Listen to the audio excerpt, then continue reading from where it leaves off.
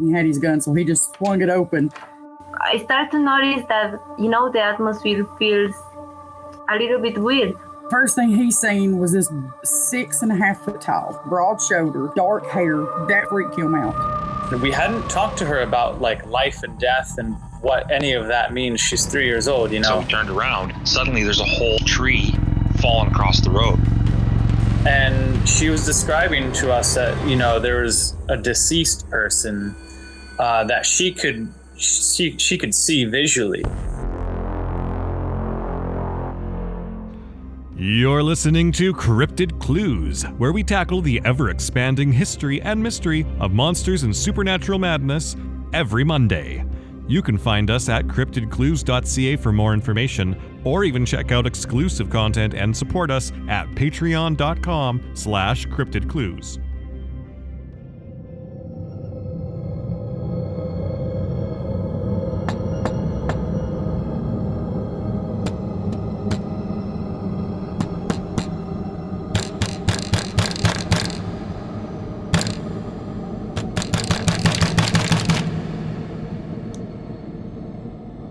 Hello, ladies and gentlemen. Welcome back to another episode of Cryptid Clues. I am your host, Taylor, and today we're concluding this month's paranormal Halloween adventure by exploring the oceans and their hauntings. Have a little bit of fun with that. Now, we've discussed oceans in the past. Missing flights, odd, strange occurrences regarding deep-sea mysteries, creatures, USOs. Unidentified submersible objects. But in this particular episode, this will be a fun one because paranormal hunting and sailors, they seem to go hand in hand. At least they have for the past few centuries. But to commence this, now we're going to have our first maritime mystery on the SS Orang Medan. Now, this tale has intrigued historians and enthusiasts since the mid-20th century. According to reports, it was in the late 1940s that the Orang Medan was an American merchant ship. Now, it was supposedly found drifting in the waters near the Strait of Malacca. The story goes that a distress signal was received from the vessel, indicating that the crew was in trouble. When rescuers arrived, they found the ship eerily deserted. The crew was discovered dead, their faces kind of contorted in horror expressions. Some were found with their hands raised as if trying to fend off something that was just, for all intents and purposes, not there, but that's the bias, maybe paranormal observer kind of injecting that into this. Now, I think that whatever they were panicked about, something was there, and they were just, self-defense. You raise your arms, raise your hands to kind of protect your face. There were no apparent injuries, and so that still leads that the cause of death was technically still a mystery. So the ship itself was reported to have been filed with a strange cargo. Now, this could have been illegal, dangerous materials. The theories that are leaking out of here suggest toxic gas might have been released, while others propose, of course, the supernatural explanations. Now, after rescuers attempted to tow the ship, there was a fire that broke out on board, leading to the vessel sinking under this mysterious circumstances. They couldn't figure out where or why this fire just appeared. The exact events surrounding the Orang Medan remain pretty speculative, with various accounts, no definitive evidence to fully explain this incident.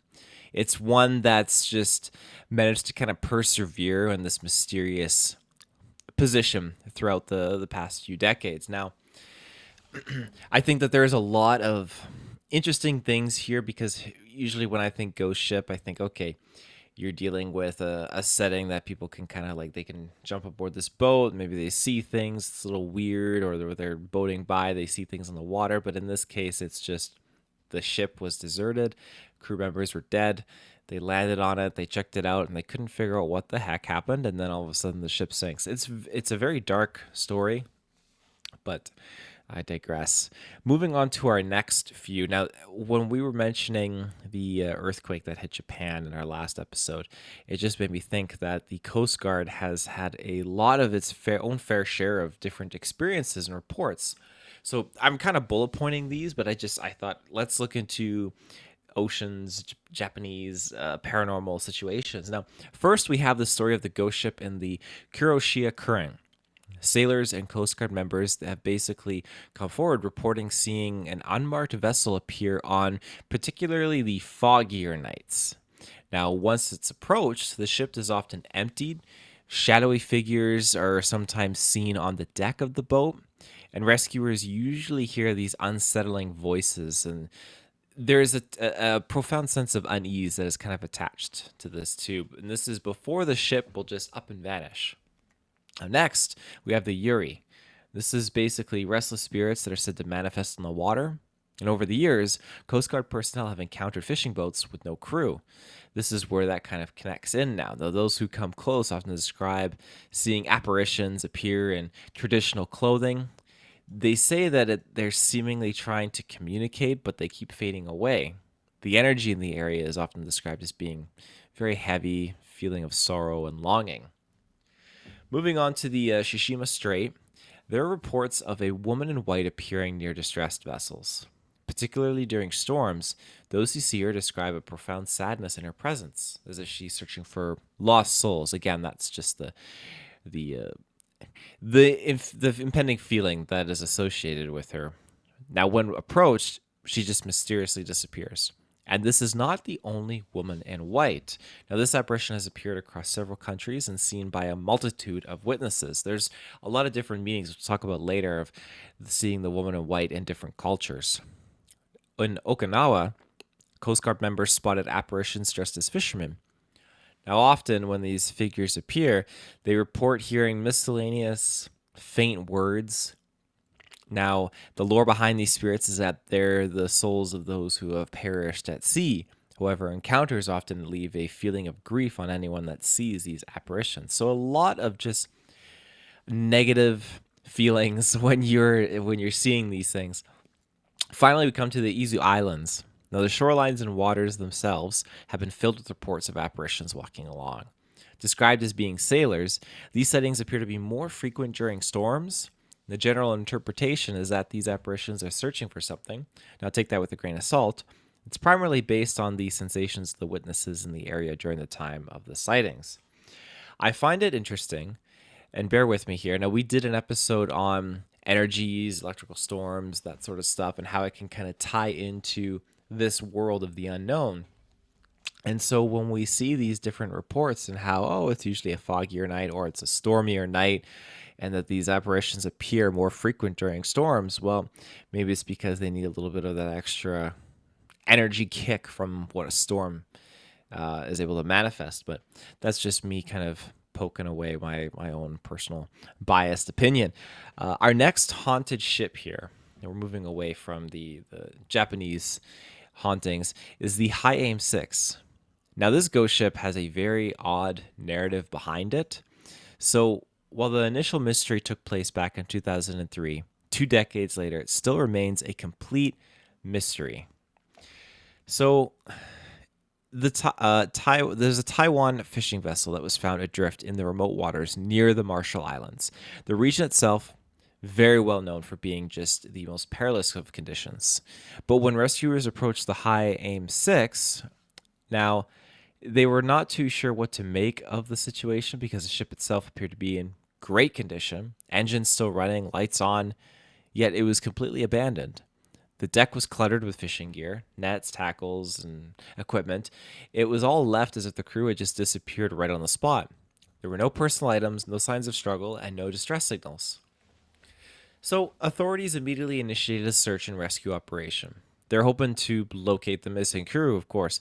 Now, the vessel's last known coordinates were traced back to a productive fishing area, but as the investigation unfolded, it became clear that something else inexplicable had actually occurred. Despite all of these thorough searches of the surrounding waters and efforts to piece together the crew's whereabouts, no trace of them was ever found.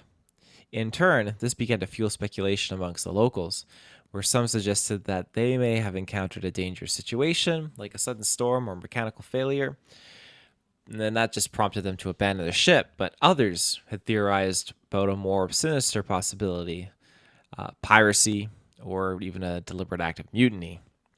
So this is one mystery that actually it gained a lot of traction in the media as well, so much so that the maritime historians began investigating it, and of course, paranormal enthusiasts. Now, while the boat itself was salvaged eventually and towed to safety, it was later reported to have sank in 2006 when being towed to Taiwan. The crew's fate still remains a mystery to this date. Now, this next paranormal occurrence is not something I expected to find, but it stems from me taking a look into underwater paranormal sightings, which to my surprise, many scuba divers have.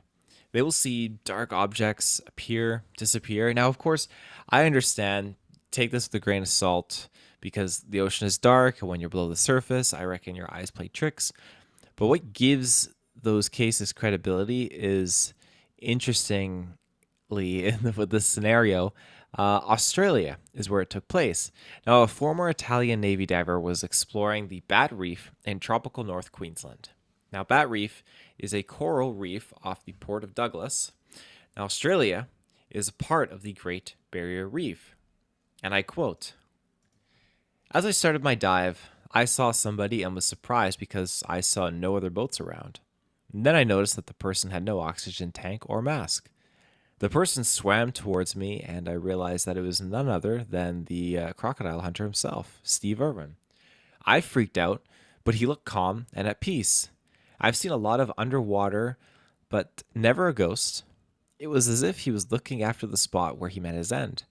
I felt that I should not impose myself on his turf, as it was his, and it seemed as if he was caring for the living creatures there." End quote. Now, this gentleman died for the Italian Navy for over 7 years, and now spends his time traveling the world, examining new dive sites. Steve Irwin died at Bat Reef in 2006 after being fatally pierced in the chest by a stingray barb. So to play devil's advocate, yes, this could be a case of claim to fame, so to speak. But in my opinion, it's very, very odd. Not even in an unbelievable way, but it's just a very specific way, if that makes any sense. So it's just fascinating that to see something like that while you're underwater, it's mind blowing. And then to realize like, oh my gosh, this is a famous individual. So I digress. The idea of spirits appearing underwater, well, it does make sense, but if we break it down, we have centuries of shipwrecks, wars, and accidents when it comes to the Earth's oceans.